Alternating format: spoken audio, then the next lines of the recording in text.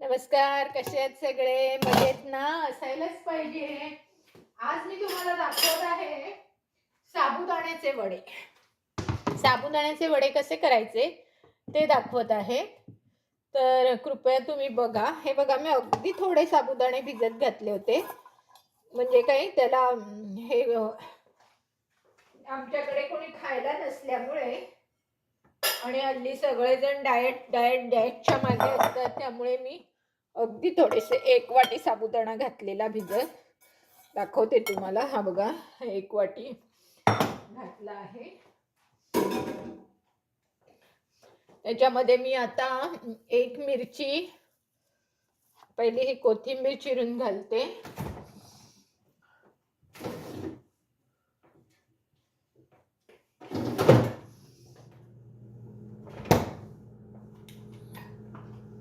माझी सुरी कुठे मिळत नाहीये, म्हणून मी जरा इथे तिथे शोधत होते. आणि ही घेते आता.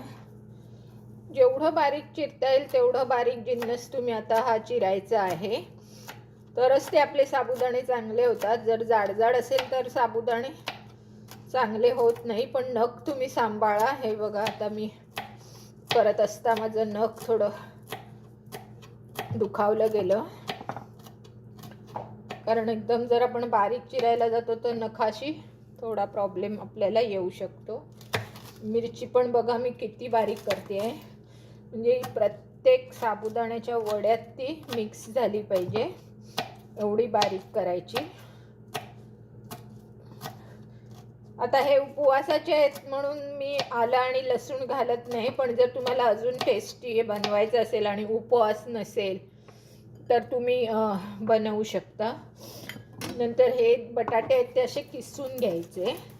त्याला दुसरं तुकडे नाही करायचे, याचे असे किसून घ्यायचे, म्हणजे मग ते छान साबुदाण्यात मिसळले जातात. जर तुम्ही तुकडे केलात बघा तर त्यांना मीठही नाही लागत आणि ते साबुदाण्यात मिक्सही नाही होत. तर 1 बटाटा घालून 1 मिरची घालून हे सगळं मी मिश्रण साबुदाण्यात घालते. हे बघा, आणि असं हाताने आपण करून बघायचं की आपल्याला अजून मिश्रण लागणार आहे का बटाटा. आणि मी 2 मुद्दाम उकडलेले आहेत, म्हणजे काय मला कळायला की हो मला अजून बटाटा लागणार आहे. तर हे बघा, हे जसं आता हे मी करते तर साबुदाणा सुट्टा होतोय, म्हणून काय करायचं, तर हे हाताला लागलेलं ते अलगद मी काढून घेते सुरीच्या साह्याने. तुम्हाला जर सुरीच्या साह्याने जमत नसेल तर तुम्ही चमचा वापरू शकता, नाहीतर सुरी अगदी अलगद तुम्ही फिरवू शकता, पण खूप सांभाळावं लागतं. नवख्या मुलींनी क्वचितच हा प्रकार करावा, कारण का आता मला वाटतं मला दुसरा पण घालावा लागतोय बटाटा, कारण साबुदाणा खूपच हे झालेला आहे. बघा, दुसरा पण मी आता किसून घेतला संपूर्ण. मोठ्या बाजूनेच किसायचा, म्हणजे काही त्याला प्रॉब्लेम नाही येणार तुम्हाला. हे बघा, बघा किशणीचा मी सगळा काढून घेते.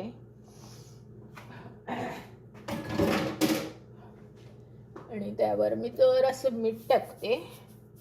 मग अशी मी थोडं साबुदाण्यावर टाकलं होतं. बाकी याच्यात काहीच घालायचं नसतं आपल्याला, कारण हे उपवासासाठी असल्यामुळे ह्याला दुसरं काही कशाची गरज नसते. मीठ आणि मिरची, किंचित हवं तर तुम्ही जिरं घालू शकता.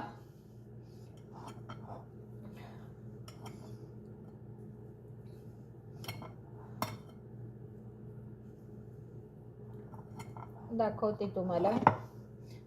थोडंसं हवं तर जिरं घालू शकता तुम्ही. हे बघा, अगदी थोडं हे बघा असं एवढंसं, जास्त नाही घालायचं. आणि छानपैकी ह्याला असं मळून घ्यायचं.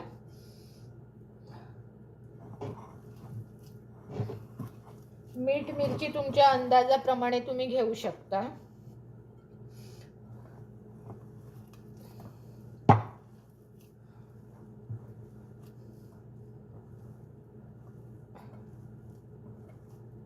मी ह्याला इथे घेते, म्हणजे या भांड्यात मी ते करून ठेवू शकते पोळे.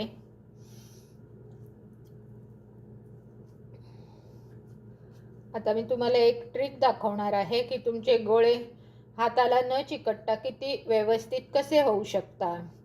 तर त्यासाठी एक ट्रिक आहे, ती दाखवते तुम्हाला.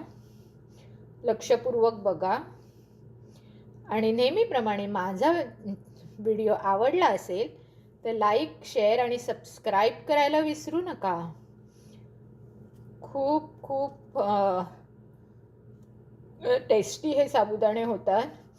म्हणजे जर तुमच्या घरात लहान मुलं असतील आणि त्यांना साबुदाणा हा प्रकार आवडत नसेल, नुसती खिचडी कधी कधी सुकी लागते, तर त्यांना आवडत नसेल, तर तुम्ही हे अशा प्रकारे त्यांना हे करून देऊ शकता.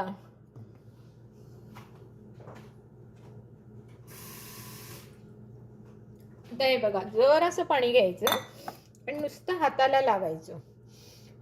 त्याने काय होतं, तुम्ही छानपैकी गोळा करू शकता. हा बघा, असा गोळा असे करायचे गोळे, जास्त मोठे नाही करायचे. बघा, 1 वाटी साबुदाणा आणि 2 छोटे बटाटे, ह्याच्यामध्ये साधारण 10 वडे तरी होतात.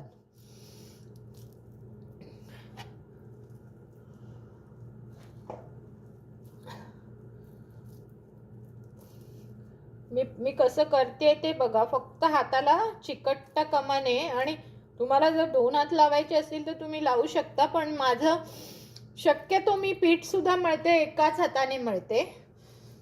मला 2 हाताची सवय नाही आहे, त्यामुळे मी एकाच हाताने सगळं करते. हे बघा, 4, 5, मी अगदी 7-8च करणार आहे, जास्त करणारच नाहीये.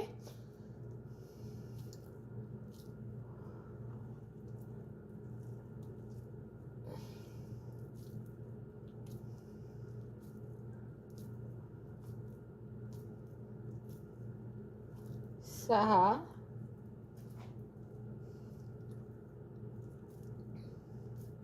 7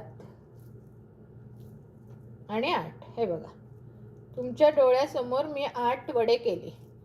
फक्त आता काय करायचं, दुसरा हात लावाल तर इथे थोडं पाणी लावून घ्या, इथे ठेवा आणि फक्त एकदा प्रेस करा.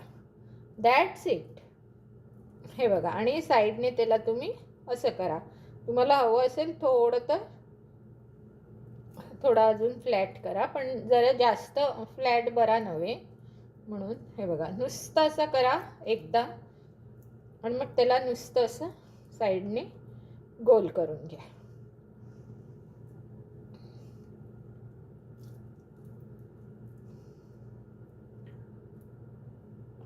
आणि साबुदाणे वडे हे उपवासाचे असल्यामुळे तुम्ही त्याला तुपातच तळायचं, तेलात तळू नये, कारण उपवासाला आपण तेल खात नाही.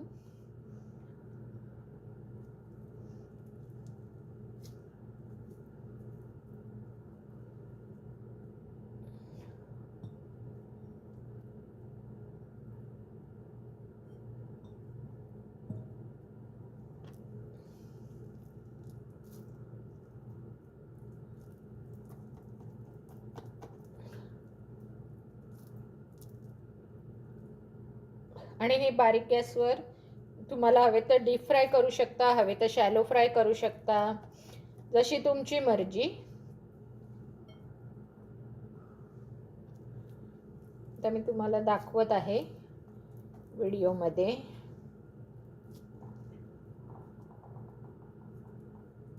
हे बघा, मी जरा हात धुवून येते.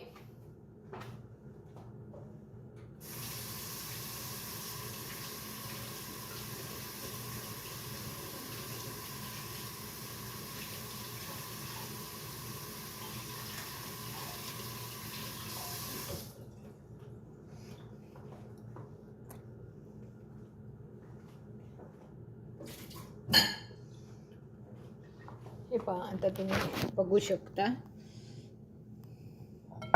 हे बघा, हे बघा किती छान वडे झालेले आहे, शेप पण. आणि जेव्हा तुम्हाला हवे तेव्हाच तुम्ही हे तळायचे, आधीपासून तळायचे नाही.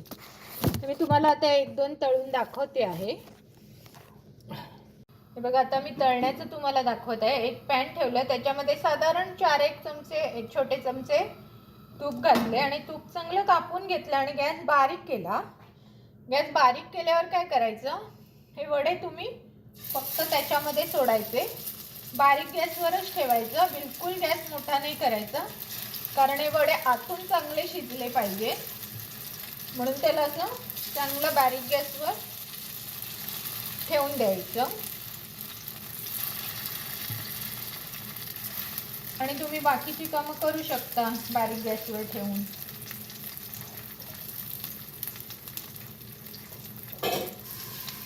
तोपर्यंत माझं थोडं काम आहे इथे, ते मी करून टाकते. तर नंतर तुम्हाला एका बाजूने परतून दाखवले कसे झाले आहेत ते.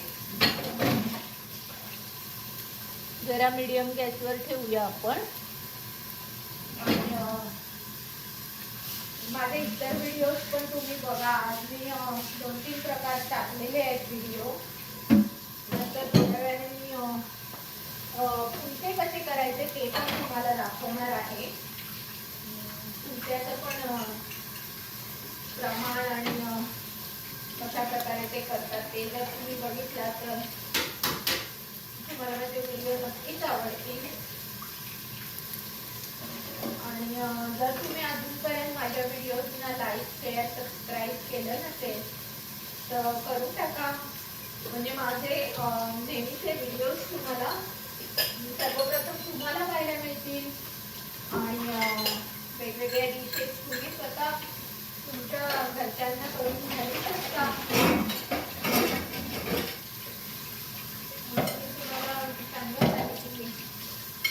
आता माझं थोडं इथलं काम राहिलेलं ते मी करून येतेच आहे तिथे.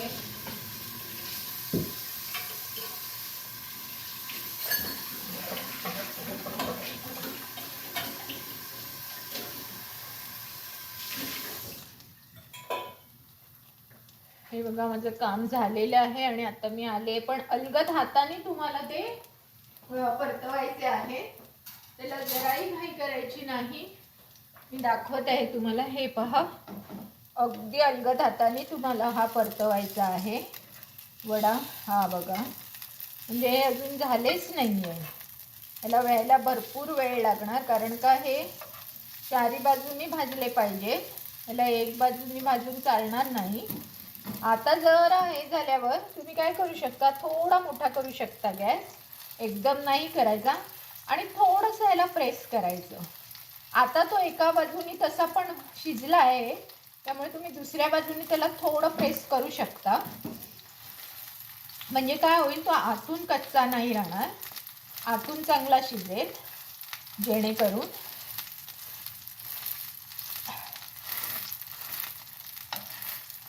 हे बघा. आणि आता मी काय केलं, जरा त्याला मंद आचेवर हवं तर तुम्ही असं बाजूने तेल घेऊन त्याला वरतून सोडू शकता. म्हणजे वरतून पण तुमचा छान फुलेल. आणि हे तेल नाही आहे, तूप आहे. मी मगाशी तुम्हाला सांगितल्याप्रमाणे हे तूप आहे. उपवासाचे पदार्थ कधी पण तुपातच करायचे, तेलात नाही करायचे. जरा बारीक करून आपण ठेवून देऊया चांगले कुरकुरीत होईपर्यंत. मग तुम्हाला उलट